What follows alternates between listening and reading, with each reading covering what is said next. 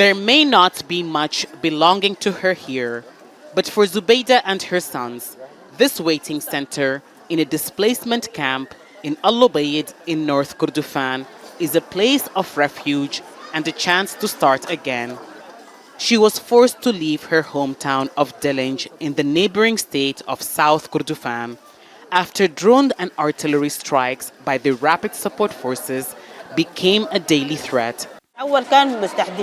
At first, they used to target military installations. Then the strikes became indiscriminate, hitting markets and homes. They didn't have specific targets. One hit my home and killed my 13-year-old son and my neighbor's son. After that, we weren't able to stay, so we left and came to a safe place. Hundreds of other families are also here, waiting to move to displacement camps in el-Obeid. The city has become a safe haven for those fleeing RSF attacks. The UN says more than 200,000 people displaced from various parts of the Kordofan region are now seeking refuge here in el-Obeid.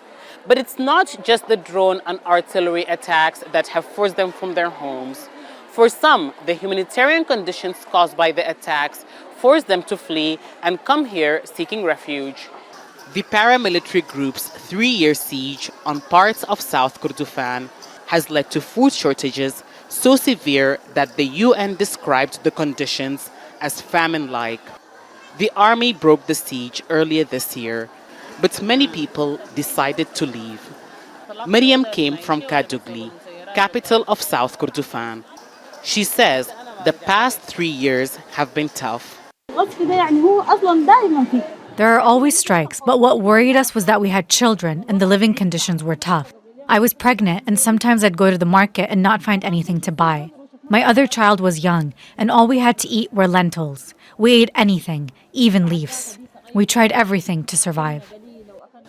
In recent weeks, el-Obeid too has become the target of frequent drone strikes by the RSF, which has been trying to reimpose a siege that the army ended in February last year.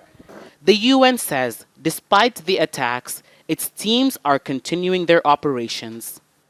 Our priority over the past few months, I must admit, has been those who've been displaced, women and children arriving from other locations outside of North Kordofan, sometimes with just the clothes on their back. And I've met women, elderly women, who've come in barefoot.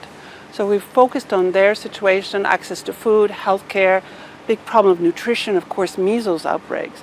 But with the RSF intensifying its assault on el-Obeid, many here fear that the city may not be a sanctuary for much longer. Hiba, Al Jazeera, el-Obeid, Sudan.